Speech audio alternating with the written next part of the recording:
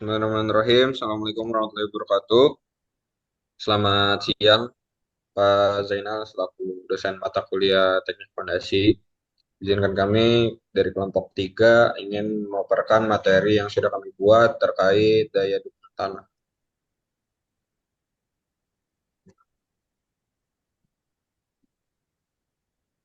Sebelumnya, izin memperkenalkan diri, Pak. Anggota kelompok 3.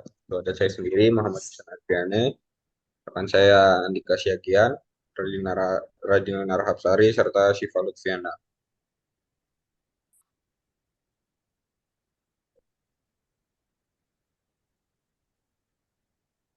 Baik, yang pertama ada pengertian. Daya dukung tanah adalah kemampuan tanah untuk menahan beban konstruksi yang bekerja. Tanah yang memiliki daya dukung yang baik akan membuat fondasi lebih stabil dan kuat. Dan sebaliknya, tanah yang memiliki daya dukung yang rendah akan menyebabkan fondasi mudah rusak. Oleh karena itu, penting untuk mengetahui kondisi daya dukung tanah sebelum memulai proses pembangunan. Untuk mendapatkan tegangan tanah yang diizinkan, besarnya beban ini dibagi dengan faktor keamanan atau safety factor. Faktor keamanan ini digunakan untuk menjamin bahwa fondasi tidak akan mengalami keruntuhan geser atau penurunan berlebih.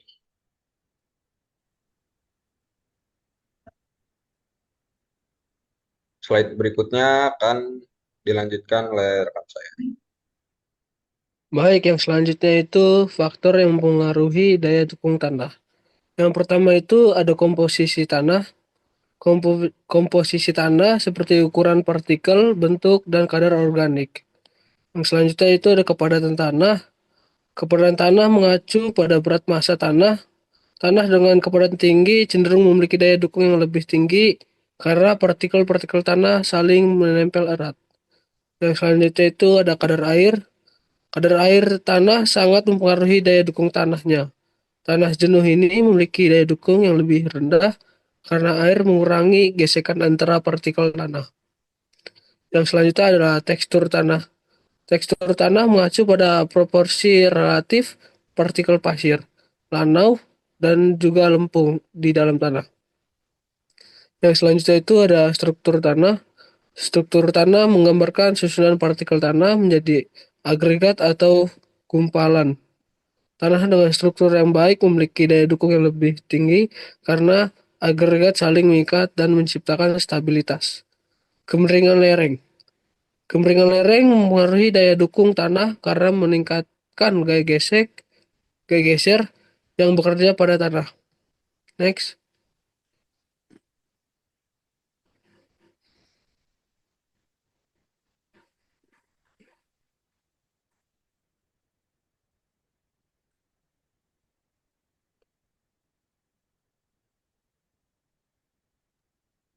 Boleh dilanjut slide-nya.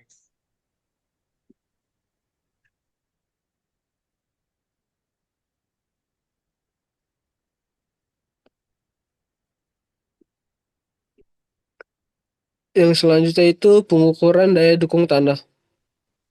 Daya dukung tanah dinyatakan dalam bentuk tegangan yang dapat dihitung dengan menggunakan rumus sebagai berikut. Kal sama dengan daya dukung tanah batas atau faktor keamanan atau SF.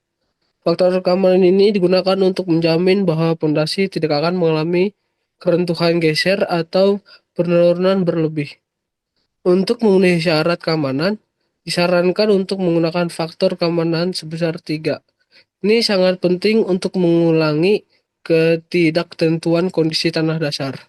Namun, untuk struktur yang kurang penting, faktor keamanan dapat diambil kurang dari 3. Ada beberapa metode yang dapat digunakan untuk menghitung daya dukung tanah. Salah satu metode yang paling sering didukung adalah metode dari Terzaghi. Metode ini didasarkan pada kondisi general shear failure yang dikemukakan oleh Terzaghi pada tahun 1943. Dengan menggunakan metode ini dapat diperoleh hasil yang akurat dan dapat digunakan sebagai dasar dalam perencanaan pondasi bangunan. Selanjutnya dilanjutkan oleh teman saya, Radina. Rumus daya dukung tanah. Lebih dahulu di sini ada distribusi tegangan menurut teori Terzaghi. Yang pertama itu ada zona 1. Zona adalah area tanah yang tertekan ke bawah karena beban dari pondasi. Lalu zona 2 yaitu zona geser radial. Bagian ADF dan CDE disebut zona geser radial di mana tanah mulai bergerak ke samping akibat tekanan dari zona 1. Lalu yang zona ketiga itu zona pasif Rankine. Bagian AFH dan CEG adalah zona pasif Rankine, yaitu area di mana tanah sudah terdorong keluar dan mengalami gaya geser maksimum. Di sini ada persamaan Q ulti sama dengan C kali NC tambah DF gamma NQ ditambah 0,5 Y B dikali NY dengan Q ultimum sama dengan daya dukung ultimate atau batas, C kohesi, DF sama dengan kedalaman pondasi, B sama dengan lebar pondasi, gamma sama dengan berat volume tanah. NC, NQ, dan NY adalah faktor daya dukung tanah atau tersaji dalam tabel di bawah. Selanjutnya dijelaskan oleh teman saya, Syifa Lutfiana.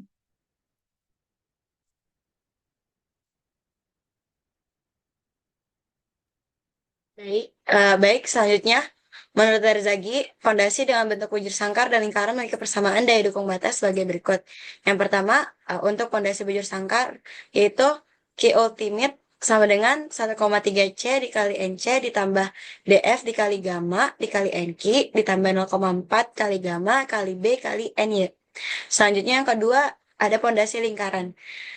Q ultimate sama dengan 1,3 C kali NC ditambah DF kali gamma kali NQ ditambah 0,3 kali gamma kali B kali NY dengan B adalah diameter fondasi untuk lingkaran.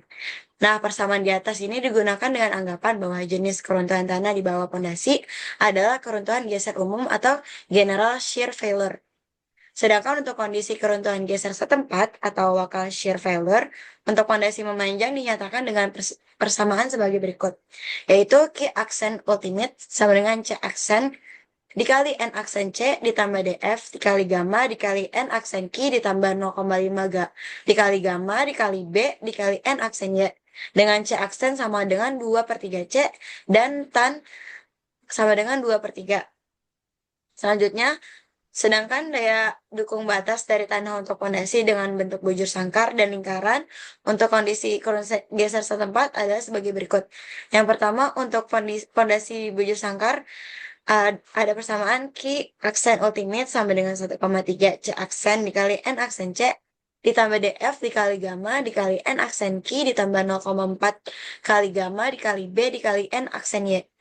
Yang kedua, ada fondasi lingkaran di mana persamaannya Q ultimate sama dengan 1,3 C aksen dikali N aksen C ditambah DF dikali gamma dikali N aksen Q ditambah 0,3 kali gamma kali B kali N aksen Y. Untuk tanah non-kohesif digunakan pedoman sebagai berikut, yaitu local shear failure terjadi bila sudut kurang dari 8 derajat.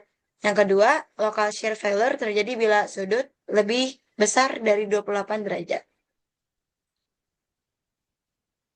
Selanjutnya, penerapan daya dukung tanah dalam konstruksi, yaitu pengaruh daya dukung tanah pada desain fondasi. Contohnya ini, jenis fondasi yang dipilih akan tergantung pada daya dukung tanah. Fondasi dangkal seperti fondasi telapak dan fondasi pelat cocok untuk tanah dengan daya dukung tinggi. Untuk tanah dengan daya dukung rendah diperlukan fondasi dalam seperti tiang pancang atau fondasi sumuran.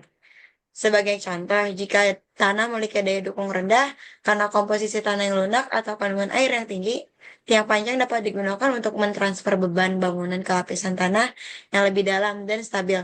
Ini memastikan bahwa bangunan memiliki fondasi yang kokoh dan mencegah penurunan yang berlebih. Baik, sekian dari kelompok kami. Kurang lebihnya mohon maaf. Wassalamualaikum warahmatullahi wabarakatuh.